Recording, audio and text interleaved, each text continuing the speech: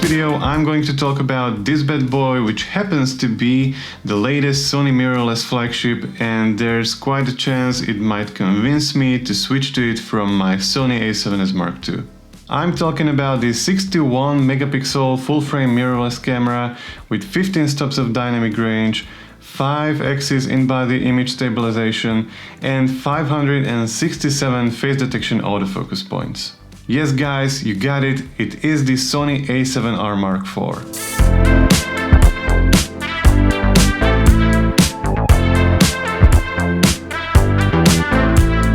So let's talk about specs for a moment. The biggest selling point, in my opinion, of this camera is that ridiculous 61 megapixel sensor, which is 18 megapixels more than the previous A7R Mark III. Now, if you still have or if you still use the Sony A7S Mark II, you have only 12 megapixels, which is quite a big difference. I know that more megapixels does not necessarily mean better quality, but in my opinion 12 is a little bit too low for a mirrorless camera, which is supposed to be oriented on photos and videos. This video is not about the Sony A7S Mark II, but I will compare these two cameras because I'm still using the Sony A7S Mark II, and maybe you are using it too and you are considering switching to, for example, this bad boy. So the downside of the 61 megapixel sensor will definitely be the noise level and huge file sizes when we are talking about the raw still images.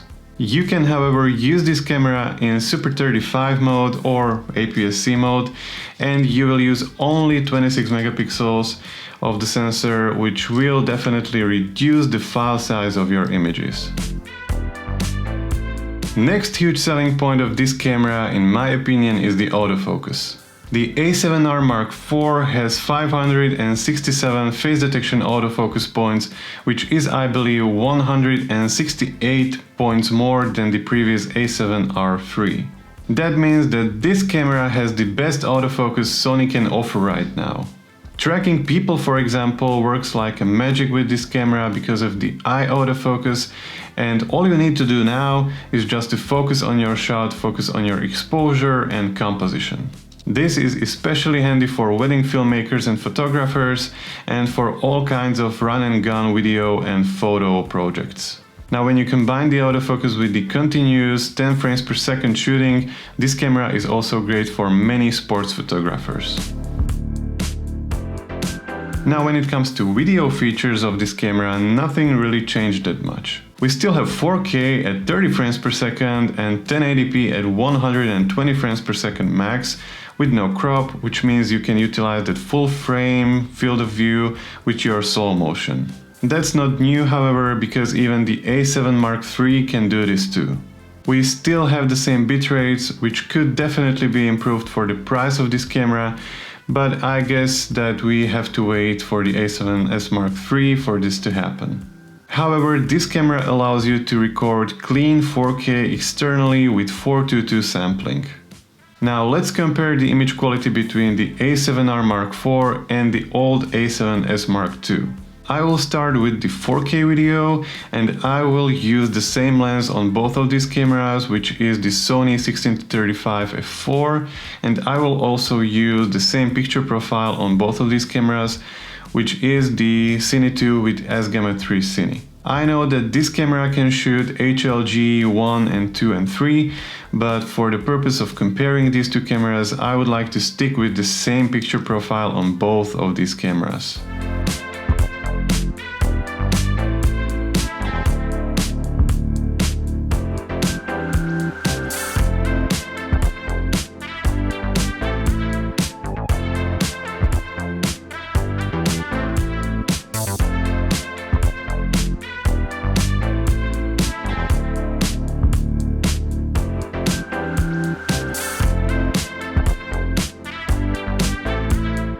Last but not least, let's compare the low light capabilities of these two cameras.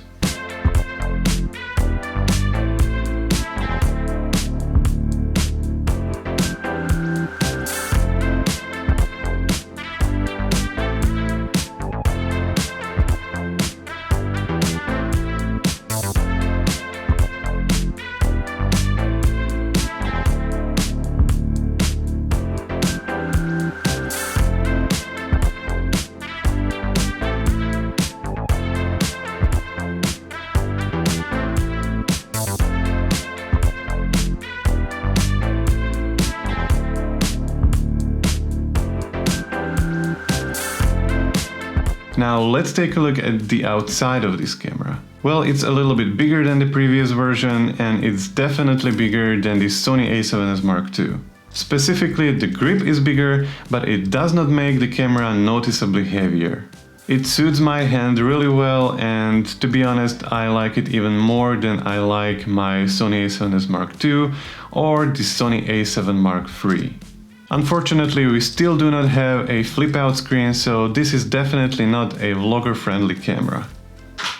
Even though this is a touchscreen, you can only use it for touch to focus or focus tracking functions. It is a time saver, but it would be really nice to be able to control more features of the camera with it.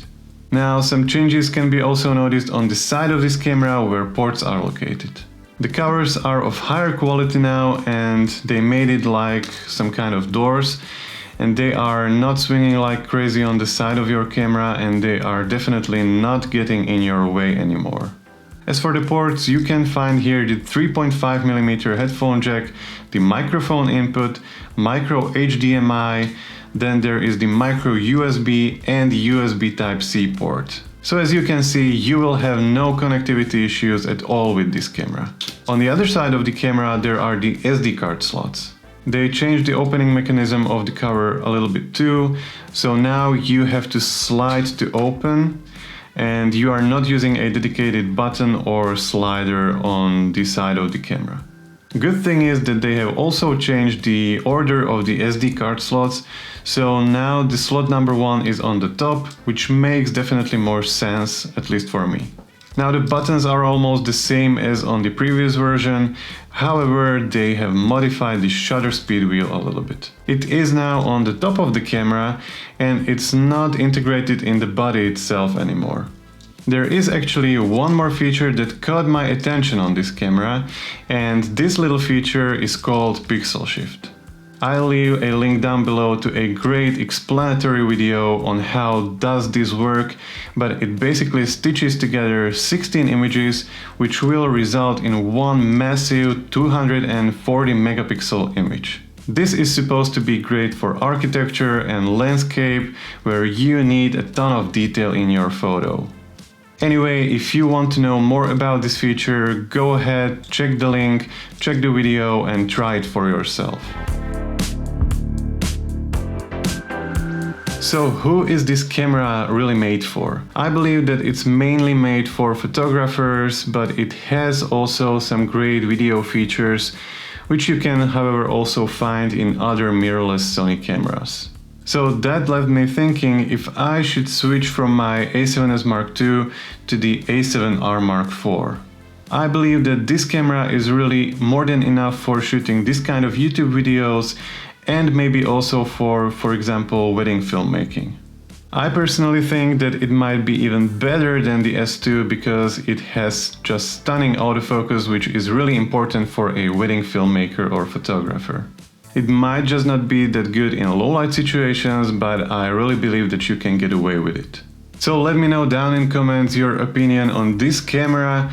Tell me your experiences, if you would switch from, for example, A7S Mark II, or if you consider upgrading from the A7R Mark III or any other camera. Well, that's it for today, guys.